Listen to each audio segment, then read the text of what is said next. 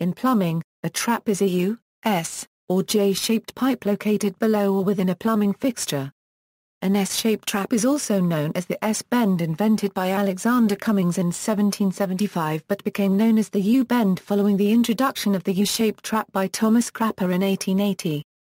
The new U-bend could not jam, so, unlike the S-bend, it did not need an overflow. The bend is used to prevent sewer gases from entering buildings.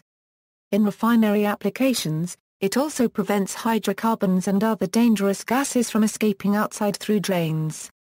The most common of these traps in houses is referred to as a Pea Trap.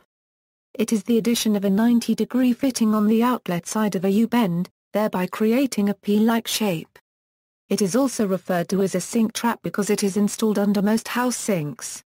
Because of its shape, the trap retains a small amount of water after the fixture's use. This water in the trap creates a seal that prevents sewer gas from passing from the drain pipes back into the occupied space of the building. Essentially all plumbing fixtures including sinks, bathtubs, and toilets must be equipped with either an internal or external trap. Because it is a localized low point in the plumbing, sink traps also tend to capture heavy objects that are inadvertently dropped into the sink. Traps also tend to collect hair, sand, and other debris and limit the ultimate size of objects that will pass on into the rest of the plumbing, thereby catching oversized objects. For all of these reasons, most traps can either be disassembled for cleaning or they provide some sort of clean-out feature. Venting and auxiliary devices. Maintaining the water seal is critical to trap operation. Traps can and do dry out, and poor venting can suction or blow water out of the traps. This is usually avoided by venting the drain pipes downstream of the trap. By being vented to the atmosphere outside the building, the drain lines never operate at a pressure much higher or lower than atmospheric pressure. Plumbing codes usually provide strict limitations on how far a trap may be located from the nearest vent stack.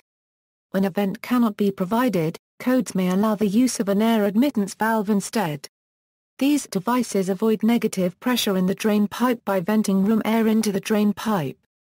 A Chicago loop is another alternative. When a trap is installed on a fixture that is not routinely used, the eventual evaporation of the water in the trap must be considered. In these cases, a trap primer may be installed. These are devices that automatically recharge traps with water to maintain their water seals.